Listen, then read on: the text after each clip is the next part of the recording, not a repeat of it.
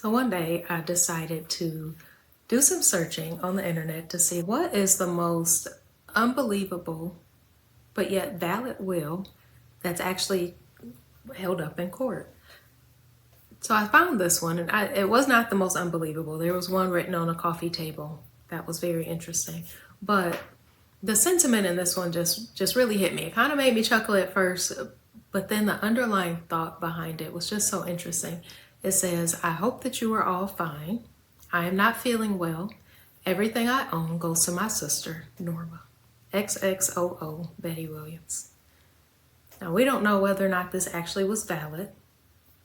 This is what's called a holographic will, where there are no other witnesses or signatures on it. And in some states, that is legal and valid. It will hold up in court. So we don't know what happened with Miss Betty, if she survived past this, but really, what kind of state did she have to be in to grab a Post-it and hobble this together? She was probably really scared. Maybe she was in a health crisis. There's no way to know, but I can only imagine this is not the best state of mind to need to try to put something in place if you know you've procrastinated and not gotten it done. And there's so many reasons why that happens. And what's so interesting is it even happens with celebrities. There's so many stories that you can read about celebrities that didn't have things put in place. So it's not always about money. And that's what was so striking to me. The reason these things don't get done is not just about money. There's so many complicated things that go into it. The statements that are thrown around when we're talking about estate planning sometimes can be very sweeping and has a lot of fear behind them.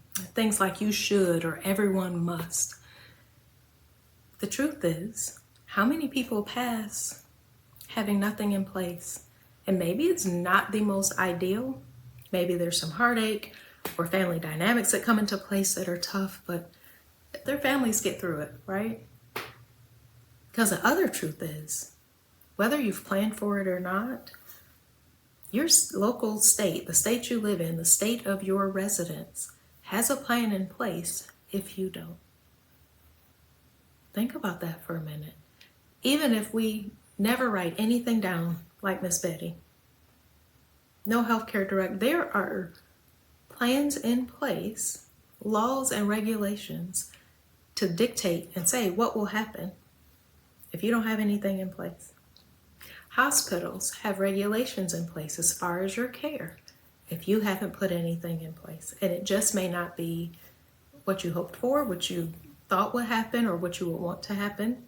You may have someone speaking for you that you had no intention of being involved with your healthcare decisions at that moment, right there on your ER bed, as far as, do you want to be resuscitated? Do you want a ventilator? Again, not ideal and not the best situation to need to make those decisions, but it happens. There's a story one of my clients told me about her uncle, and a decision needed to be made about life support for him. Grandma was there, his mom, and she had an opinion and a thought, and she thought she was the one that got to make that decision. And the doctor said, "Respectfully, ma'am, this is not your decision. He has kids." And so the decision fell into the lap of his oldest, yet estranged daughter.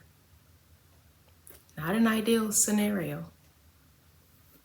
So just some thoughts for us to keep in mind and think about, because at the end of the day, I truly feel that you deserve a say in how you'll be cared for as you age.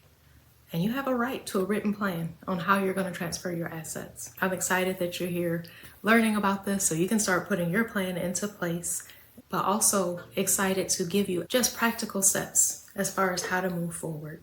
So stay tuned. Until next time.